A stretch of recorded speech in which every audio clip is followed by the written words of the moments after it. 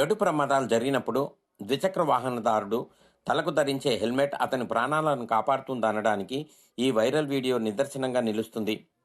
ఈ వీడియోలో కారును ద్విచక్ర వాహనదానికి జరిగిన రోడ్డు ప్రమాదంలో ద్విచక్ర వాహనదారుడు వాహనంపై నుంచి ఎగిరి రోడ్డుపై బలంగా పడిపోయాడు.